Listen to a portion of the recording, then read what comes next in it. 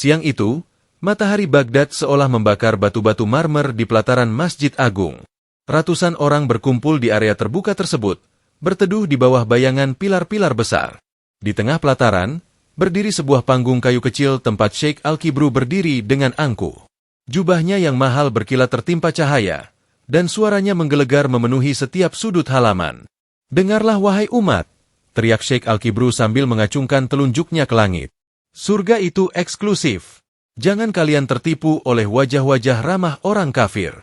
Tak peduli seberapa banyak mereka membangun jembatan, tak peduli seberapa sering mereka memberi makan anak yatim, jika syahadat tidak di lisan mereka, maka api neraka adalah tempat tinggal abadi mereka.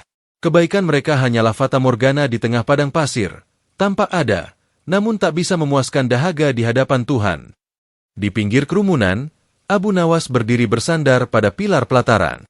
Di tangan kanannya ada sebuah batu kerikil hitam, dan di tangan kirinya ada setangkai mawar. Ia tersenyum tipis, lalu perlahan berjalan membelah kerumunan menuju panggung di pelataran itu. "Wahai Syekh yang mulutnya penuh dengan kunci-kunci akhirat," sapa Abu Nawas sambil membungkuk sedikit. "Aku baru saja mendengar kau memvonis miliaran manusia ke dalam api dengan satu tarikan napas. Sungguh hebat. Aku jadi penasaran. Jika kau memiliki sebuah kebun yang sangat indah di pinggiran Baghdad, siapa yang berhak menentukan siapa yang boleh bertamu ke sana?" Sheikh Al-Kibru melirik rendah ke arah Abu Nawas. "Tentu saja aku. Karena itu kebunku." Nah, Abu Nawas menepuk tangannya dengan keras, hingga burung-burung dara di pelataran terbang. "Jika surga itu milik Allah, Sang Maha Rahman, mengapa kau yang berdiri di pelataran ini seolah-olah membawa daftar nama dan mengusir orang-orang dari pintunya? Apakah Allah sudah menandatangani surat kuasa agar kau menjadi manajer neraka? Engkau bicara seolah-olah Tuhan adalah sosok yang pelit, yang hanya mau menerima orang yang memakai seragam yang sama denganmu. Kau sedang mencoba merampas hak prerogatif Tuhan dengan menentukan nasib akhir hambanya." Sheikh Al-Kibru memerah wajahnya karena malu di depan jamaah. "Ini soal iman, Abu Nawas. Tanpa iman, kebaikan itu nol." Abu Nawas kemudian menyodorkan mawar di tangannya ke arah sang Sheikh. "Sheikh, mari kita bayangkan sebuah cerita. Ada seorang pengembara yang tidak pernah melihat wajah Raja Baghdad. Ia tidak tahu nama raja, tidak tahu warna benderanya, dan tidak pernah mengucap sumpah setia. Suatu hari, di tengah gurun, ia melihat putra kesayangan raja terjatuh ke dalam sumur. Tanpa pikir panjang, ia melompat, mempertaruhkan nyawanya, dan menyelamatkan anak itu. Ia melakukannya semata-mata karena kasihan. Menurutmu, saat raja mengetahui hal itu, apakah raja akan berkata, 'Lempar orang asing ini ke penjara paling gelap karena dia tidak tahu namaku dan tidak membawa pasporku'? Ataukah raja akan memeluknya karena ia telah melakukan hal yang paling diinginkan raja, yaitu menjaga kehidupan?" Sheikh Al-Kibru membentak, "Tuhan punya aturan. Hukum adalah hukum." Abu Nawas melangkah mendekat. Suaranya kini terdengar tenang namun berwibawa di tengah pelataran yang sunyi. "Benar, Tuhan punya aturan. Dan aturan pertamanya adalah Rahman dan Rahim, Maha Pengasih dan Penyayang. Jika manusia yang penuh dendam saja bisa menghargai kebaikan tanpa melihat label, bagaimana mungkin Tuhan yang menciptakan kasih sayang itu sendiri akan membakar hambanya yang telah menebarkan manfaat di bumi? Jika kau bilang kebaikan mereka sia-sia, maka kau sedang menuduh Allah itu zalim. Kau menuduh Allah membuang emas hanya karena dibungkus dengan kain yang berbeda. Padahal, Allah berjanji tidak akan menyia-nyiakan pahala orang yang berbuat baik, meskipun sekecil biji sawi." Abu Nawas mengangkat batu kerikil di tangannya. "Sheikh, kesombonganmu ini jauh lebih berbau neraka daripada ketidaktahuan mereka. Kau merasa sudah memegang kunci surga, sehingga kau merasa berhak merendahkan ciptaan Allah yang lain. Padahal, kita tidak pernah tahu apa yang terjadi di detik terakhir hidup seseorang sebelum ruhnya lepas. Mengatakan, pasti masuk neraka, kepada orang lain adalah bentuk keangkuhan spiritual. Kau sedang memaksa Allah untuk menuruti kebencianmu. Tugas kita di pelataran masjid ini adalah mengajak dengan cinta, bukan menjadi hakim yang memutuskan vonis sebelum pengadilan akhir dimulai." Sheikh Al-Kibru terdiam, namun matanya masih menyiratkan penolakan. Orang-orang di pelataran mulai berbisik, menyadari bahwa selama ini mereka terlalu fokus pada siapa yang akan dibakar, daripada bagaimana cara mengasihi. "Besok," gumam Sheikh Al-Kibru dengan nada dingin, "kita akan bicara soal keadilan. Jika semua orang bisa masuk surga hanya dengan berbuat baik, Lalu apa gunanya kita sholat dan puasa sampai lutut kita sakit? Apakah Tuhan tidak adil kepada kita yang sudah berlelah-lelah ibadah? Abu Nawas tersenyum lebar.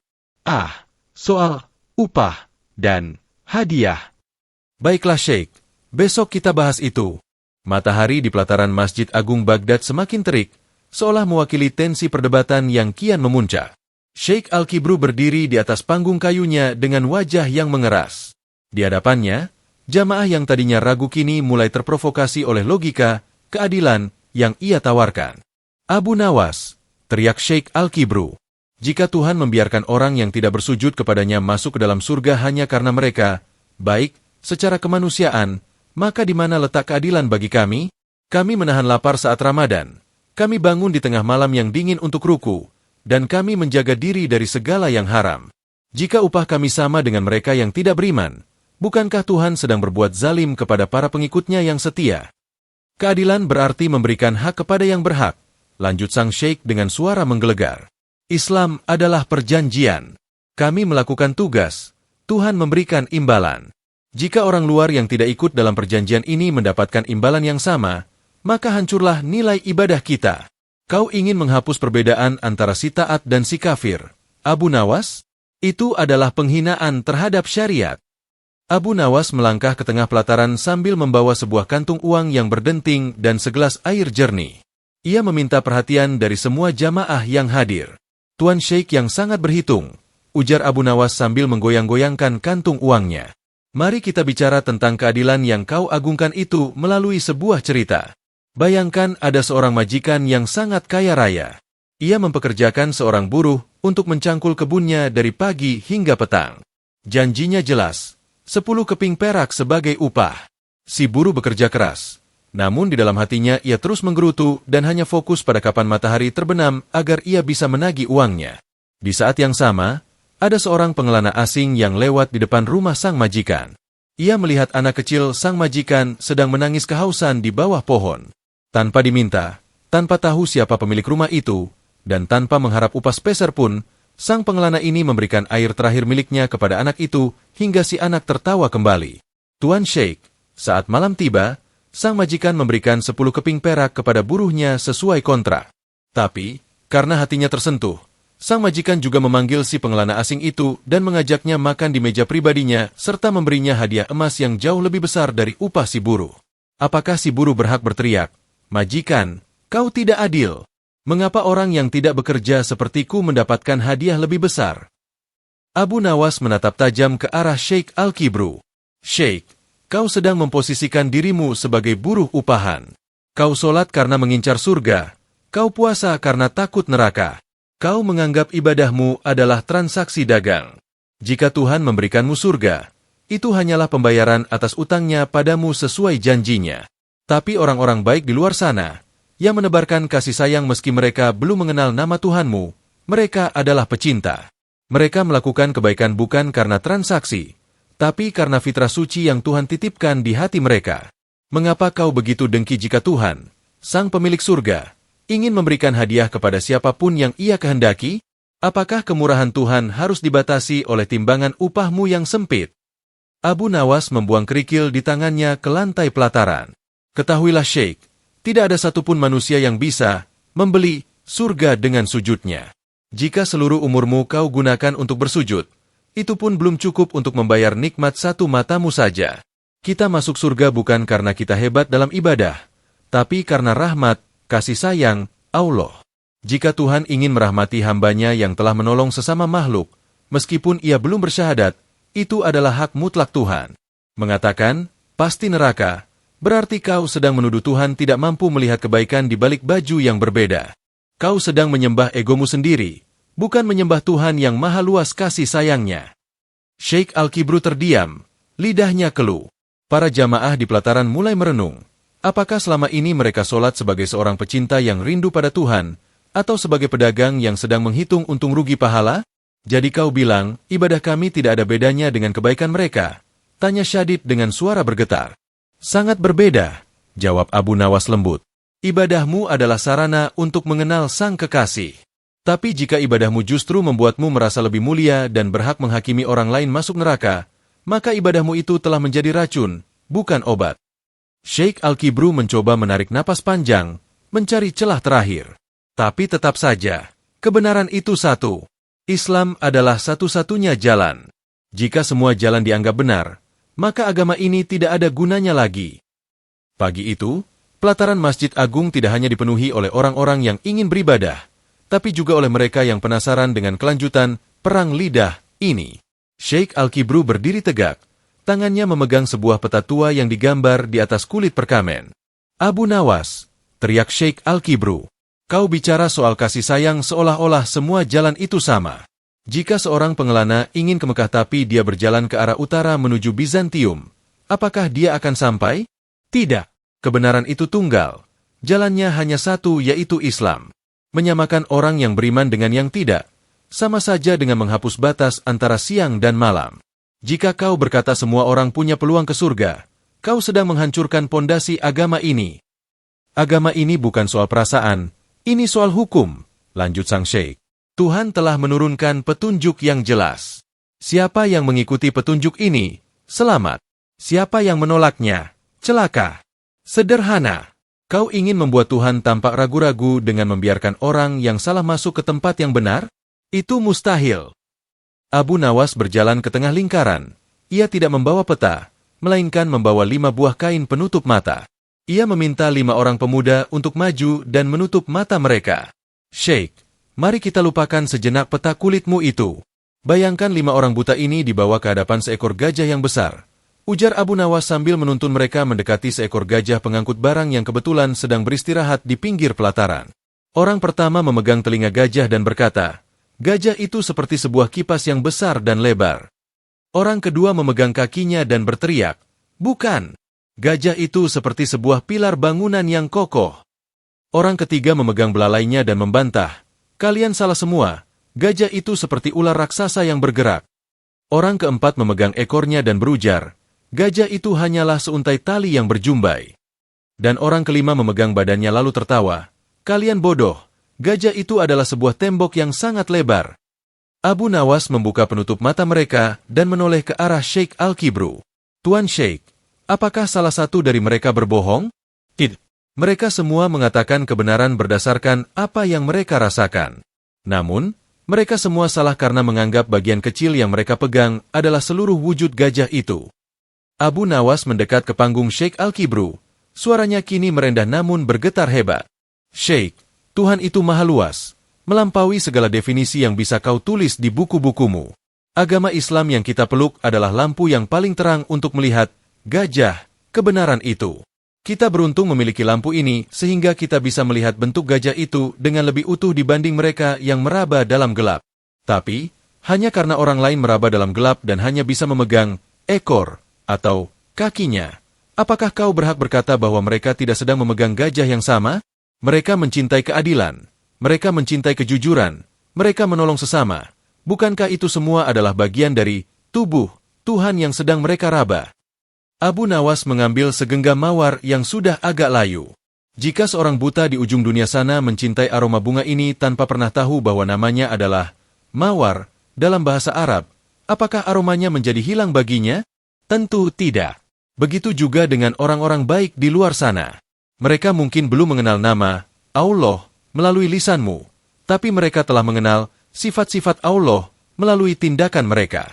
Kau terlalu sibuk memperdebatkan nama, sementara mereka sedang sibuk mempraktikkan sifat. Lalu kau berkata mereka pasti masuk neraka hanya karena tidak tahu label yang kau pakai? Sungguh, kau sedang mengecilkan Tuhanmu sendiri, Sheikh. Sheikh Al-Kibru terdiam, tangannya yang memegang peta mulai gemetar.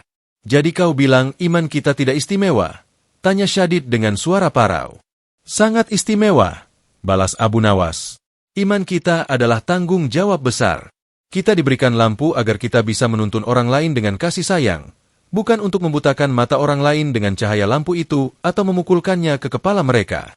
Jika lampumu hanya membuatmu merasa paling benar dan membenci orang lain, maka lampumu itu sudah padam, Sheikh. Kau hanya memegang wadah kosong yang tak bercahaya." Orang-orang di pelataran tertegun. Logika, gajah, Abu Nawas meruntuhkan dinding-dinding sektarian yang selama ini mereka bangun. Langit di atas pelataran Masjid Agung Baghdad mulai meredup, namun perdebatan justru semakin membara. Sheikh Al-Kibru berdiri dengan wajah tegang. Tangannya mencengkeram jubahnya seolah sedang menahan amarah yang meluap. "Abu Nawas," teriak Sheikh Al-Kibru dengan nada menghakimi. "Kau bicara soal gajah dan meraba dalam gelap. Tapi bagaimana dengan mereka yang sudah terang benderang mendengar seruan kita namun tetap memalingkan muka? Bukankah itu pembangkangan nyata terhadap kebenaran? Mereka bukan orang buta yang meraba. Mereka adalah orang yang melek namun sengaja menutup mata. Apakah kau masih akan membela para pembangkang itu?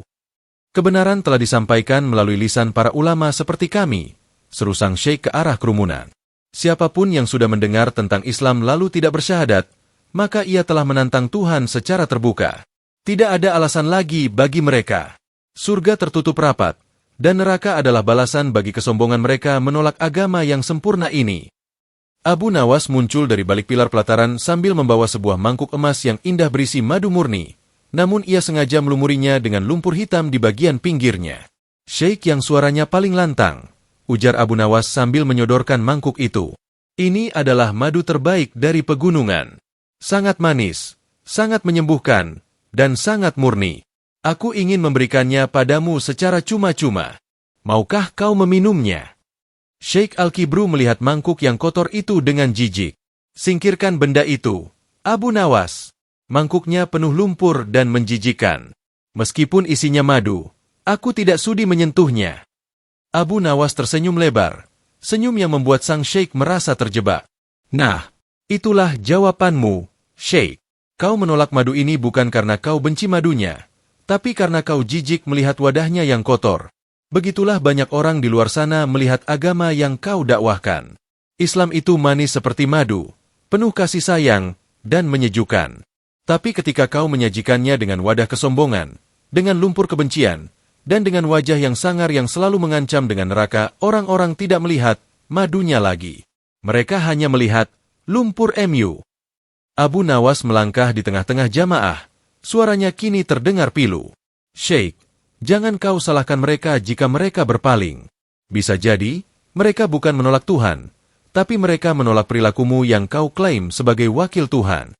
Jika kau mengenalkan Tuhan sebagai sosok yang pemarah, pelit, dan hanya mencintai satu golongan, maka mereka tidak menolak Allah yang Maha Pengasih. Mereka hanya menolak berhala pikiranmu yang kau beri nama Tuhan. Mereka tidak membenci cahaya. Mereka hanya takut melihat bayangan hitammu yang menakutkan." Abu Nawas mengambil sebuah surat kecil dari sakunya. Jika seorang raja mengirim utusan untuk menyampaikan pesan perdamaian, namun si utusan datang ke desa-desa dengan membakar rumah dan meludahi penduduknya sambil berteriak, "Ini pesan dari raja." Apakah penduduk desa itu akan mencintai sang raja? Tentu tidak. Mereka akan membenci raja itu karena perilaku utusannya. Di akhirat nanti, jangan-jangan Tuhan tidak bertanya kepada mereka mengapa mereka tidak masuk Islam, tapi Tuhan akan bertanya kepadamu, "Mengapa kau membuat hamba-hambaku lari dariku dengan kelakuanmu yang angkuh itu?" Sheikh Al-Kibru terhuyung. Ia memegang pinggiran panggung kayunya. Kata-kata, madu dan lumpur, menghantam ulu hatinya. Ia menyadari bahwa selama ini ia merasa telah berjasa membela agama, padahal mungkin ia justru menjadi penghalang orang untuk masuk ke dalamnya. "Jadi, kau ingin bilang bahwa aku yang salah?" tanya Syadid dengan suara yang hampir menghilang. "Aku hanya ingin bilang," jawab Abu Nawas lembut, "bahwa surga itu luas, tapi hati manusia seringkali sempit. Sebelum kau menyalahkan orang lain karena tidak mendapat hidayah, periksalah jangan-jangan kaulah yang menutup pintu hidayah itu dengan jubah kesombonganmu." Matahari hampir tenggelam sempurna. Pelataran Masjid Agung diselimuti cahaya oranye yang tenang. Sheikh Al-Kibru menunduk, namun egonya masih menyisakan satu pertanyaan. Senja terakhir di pelataran Masjid Agung Baghdad membawa suasana yang amat hening. Cahaya kemerahan menyapu lantai marmer, menciptakan bayangan panjang dari pilar-pilar raksasa. Sheikh Al-Kibru berdiri di atas panggungnya, namun bahunya tak lagi setegak hari pertama. Ia menatap Abu Nawas dengan tatapan yang lebih banyak berisi keraguan daripada keyakinan. "Abu Nawas," suara Sheikh Al-Kibru kini parau, tidak lagi menggelegar. "Jika kau terus membela kemurahan Tuhan bagi mereka yang tidak bersyahadat, apakah kau ingin mengatakan bahwa neraka itu hanya dongeng? Jika surga begitu mudah dimasuki, siapa sebenarnya yang kau sebut sebagai kafir, orang yang tertutup hatinya?" Abu Nawas berjalan ke tengah pelataran, tepat saat matahari menyentuh garis cakrawala. Ia membawa sebuah cermin kecil yang permukaannya ia tutup dengan kain hitam pekat. Syekh, ujar Abu Nawas lembut. Kata kafir dalam bahasa kita berasal dari akar kata yang berarti menutup atau menyembunyikan. Bayangkan ada seseorang yang berdiri di tengah pelataran ini saat matahari sedang terik-teriknya. Namun, ia dengan sengaja menutup matanya rapat-rapat, menyumbat telinganya, dan bersikeras berteriak, "Gelap! Dunia ini gelap! Tidak ada matahari!" Orang inilah yang benar-benar menutup kafir. Ia menolak kenyataan yang ada di depan matanya bukan karena ia tidak tahu, tapi karena ia benci pada cahaya itu. Ia lebih mencintai kegelapan di dalam tempurung kepalanya sendiri daripada keindahan ciptaan Tuhan yang luas. Abu Nawas menatap tajam ke arah jubah mewah sang syekh. Syekh, tahukah kau siapa yang paling berisiko menjadi penutup cahaya, kafir, yang sesungguhnya? Bukan orang-orang di luar sana yang belum mengenal Islam.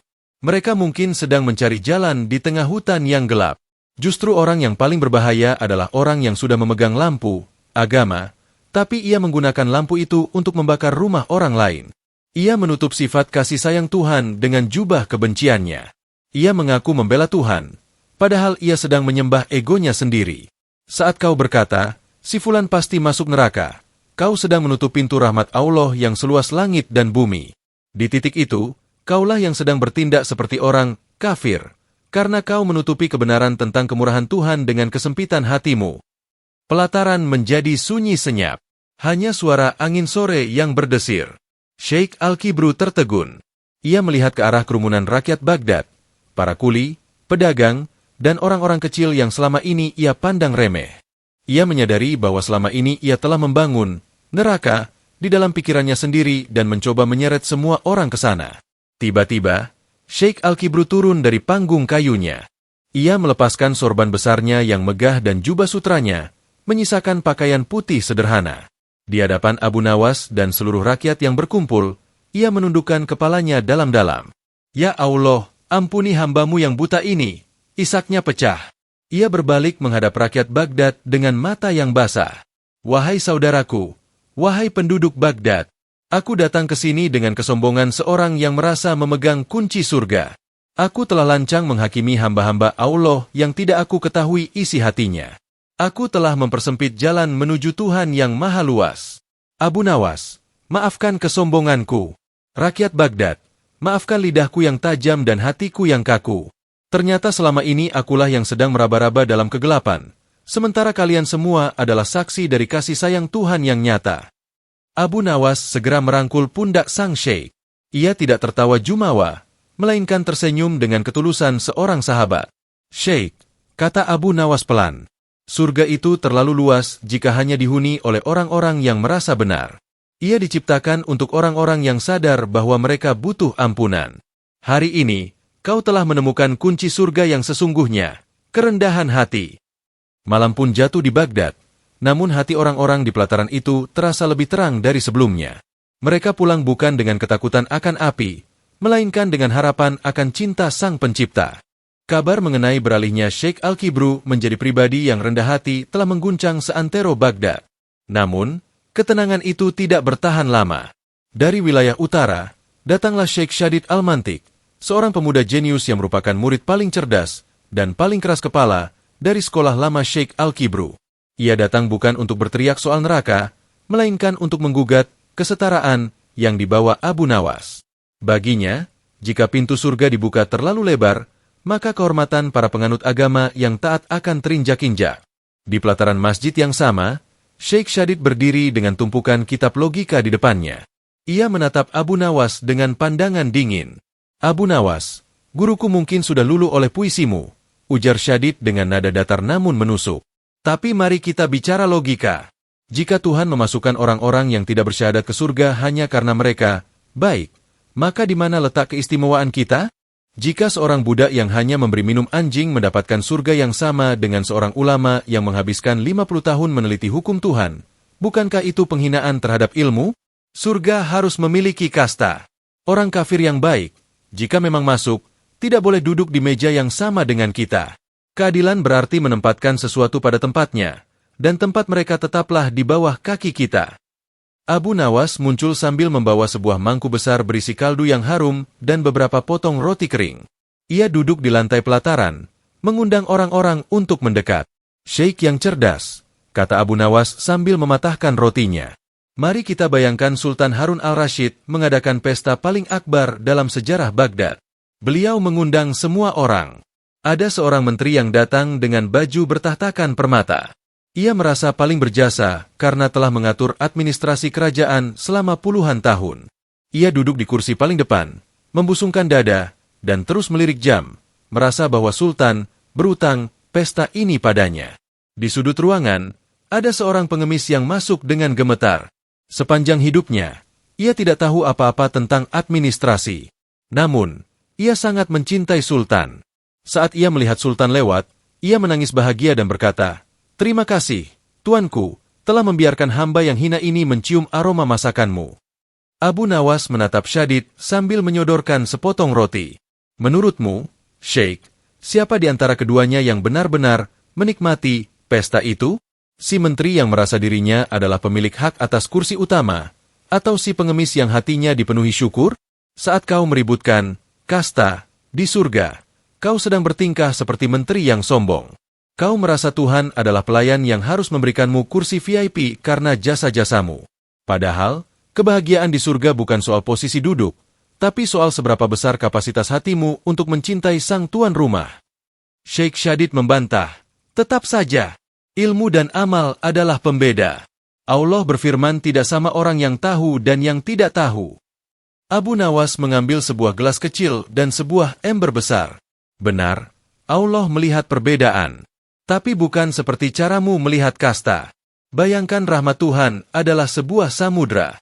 Si ulama yang sombong datang membawa ember besar, tapi ember itu penuh dengan batu kesombongan, sehingga air rahmat yang masuk hanya sedikit. Sementara si orang awam, atau non-muslim yang tulus, datang hanya membawa gelas kecil, tapi gelasnya bersih dan kosong. Gelas kecil itu akan terisi penuh oleh rahmat Tuhan hingga meluap, sementara ember besarmu tetap kering karena terganjal oleh egomu. Siapa sekarang yang lebih tinggi derajatnya di hadapan Tuhan? Gelas yang penuh, atau ember yang besar tapi hampa? Abu Nawas berdiri dan menebarkan aroma kaldu yang harum ke udara. "Sheikh, surga itu bukan sebuah perkumpulan elit di mana kita bisa saling pamer gelar. Jika di dalam surga kau masih ingin merasa lebih tinggi dari orang lain, maka itu bukan surga. Itu adalah perpanjangan dari kesombongan duniamu. Jika kau merasa terhina karena harus duduk berdampingan dengan seorang non-muslim yang tulus di akhirat nanti, maka mungkin kau sebenarnya tidak cocok berada di surga. Karena di sana hanya ada satu kebesaran, yaitu kebesaran Tuhan. Dan selama kau masih merasa besar, kau tidak akan muat melewati pintunya yang kecil." Sheikh Syadid tertegun. Logika kasta yang ia bangun selama bertahun-tahun runtuh oleh perumpamaan, ember dan batu. Pagi itu, udara Baghdad terasa sejuk. Namun pelataran Masjid Agung sudah dipenuhi orang yang menanti kelanjutan adu logika antara Abu Nawas dan Sheikh Syadid Al-Mantik. Syadid berdiri di samping tumpukan kitabnya yang disusun rapi, seolah-olah tumpukan itu adalah benteng pertahanan bagi argumennya. "Abu Nawas." Syadid membuka suara dengan nada menguji. "Kemarin kau bicara soal gelas dan ember. Tapi kau lupa satu hal. Tuhan mencatat setiap amal.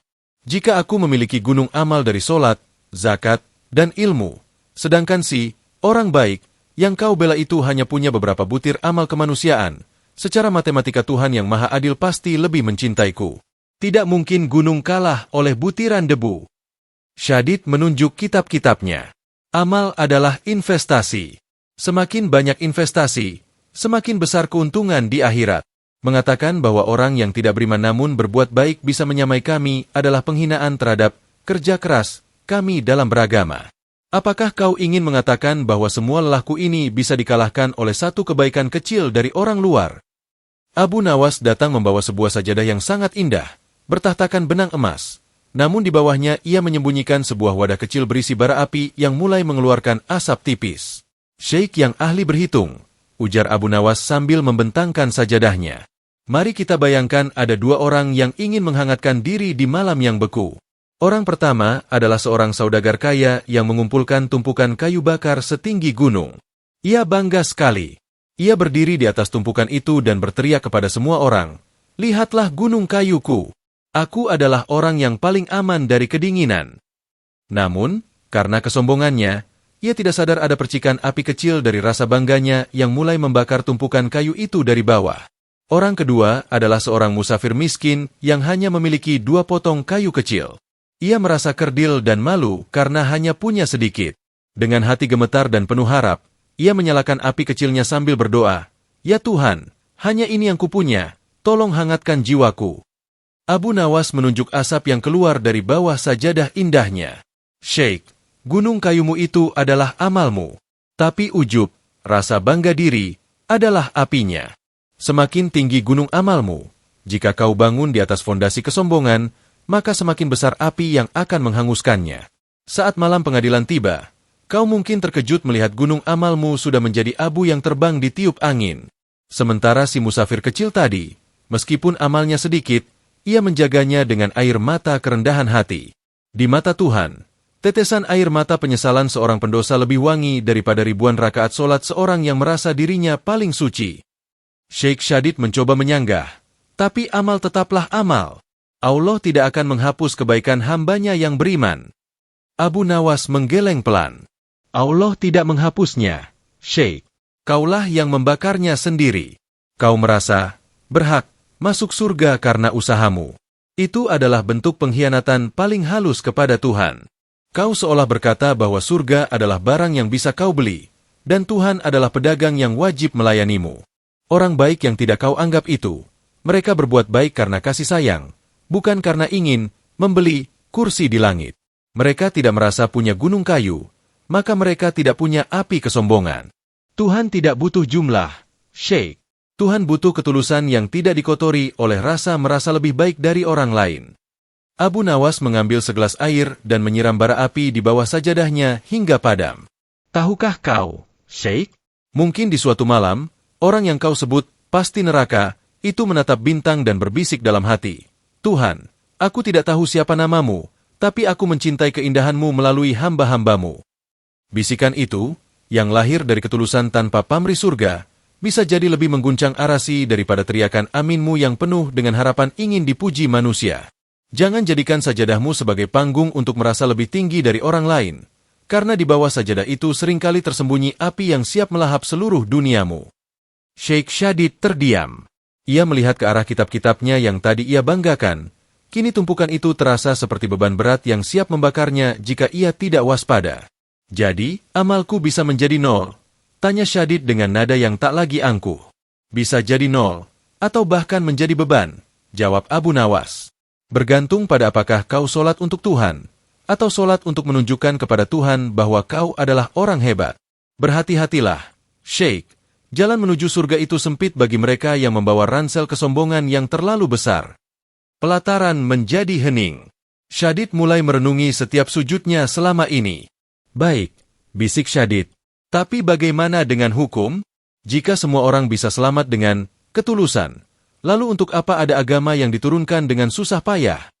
Pagi itu, pelataran Masjid Agung Baghdad terasa berbeda. Tidak ada lagi teriakan menghakimi. Sheikh Syadid Al-Mantik duduk di atas tikar bambu sederhana, menanggalkan kursi tingginya. Di depannya, Abu Nawas sedang sibuk membetulkan tali sandalnya yang putus. "Abu Nawas," ujar Syadid dengan suara yang kini tenang namun penuh tanda tanya, "kau telah meruntuhkan kesombonganku tentang amal dan kasta. Tapi jika ketulusan hati adalah segalanya, dan Tuhan bisa menerima siapa saja yang berbuat baik, lalu untuk apa agama diturunkan? Mengapa Tuhan mengirim nabi, kitab suci, dan aturan yang rumit jika pada akhirnya pintu surga bisa diketuk oleh siapa saja yang punya kasih sayang? Jika semua jalan bisa sampai ke puncak gunung," lanjut Syadid, "mengapa kita harus bersusah payah mendaki lewat jalur yang terjal ini? Apakah syariat hanya beban tambahan jika orang baik yang tidak beragama pun bisa selamat? Jika kau tidak bisa menjelaskan ini, maka kau sedang mengatakan bahwa agama itu tidak relevan." Abu Nawas berdiri, menunjuk ke arah ufuk di mana sungai Tigris mengalir. "Sheikh, bayangkan ada sekelompok orang yang terdampar di tengah samudera luas saat badai besar mengamuk. Semuanya ingin selamat. Semuanya ingin sampai ke pelabuhan rahmat. Ada sekelompok orang yang memiliki kompas dan peta yang akurat dari sang Raja Lautan. Mereka tahu arah bintang, mereka tahu cara menghindari karang, dan mereka tahu cara mengatur layar. Itulah kita, orang-orang beragama. Agama adalah peta dan kompas itu. Di sisi lain, ada orang-orang yang tidak memiliki peta. Mereka berenang hanya dengan mengandalkan insting dan kebaikan hati mereka untuk saling membantu sesama yang tenggelam. Abu Nawas menatap Syadid dengan lembut. Apakah sang raja akan membunuh orang yang berenang dengan tulus hanya karena mereka tidak punya kompas? Tidak. Tapi, peluang mereka untuk tenggelam jauh lebih besar. Tanpa kompas, mereka bisa berputar-putar di tempat yang sama, atau menabrak karang nafsu tanpa mereka sadari. Agama diturunkan bukan untuk menjadikannya syarat masuk surga yang kaku, tapi sebagai pertolongan utama agar manusia tidak tersesat dalam perjalanan menuju Tuhan. Abu Nawas mengambil sebuah lampu minyak kecil. Agama adalah cahaya di tanganmu. Jika kau punya cahaya, kau bisa berjalan lebih cepat, lebih aman, dan bisa menolong orang lain yang kegelapan. Tapi ingat, Sheikh, tujuan kita adalah sampai ke pelabuhan, bukan untuk memuja lampunya. Jika kau punya lampu tapi kau hanya berdiri diam sambil menghina orang yang meraba dalam gelap, maka lampumu tidak berguna. Dan jika ada orang yang berjalan dalam gelap namun berhasil sampai ke pelabuhan karena kejujuran hatinya, apakah kau akan marah kepada Tuhan karena ia mengizinkannya masuk? Sungguh, itu adalah kedengkian yang aneh. Sheikh Syadid terdiam lama.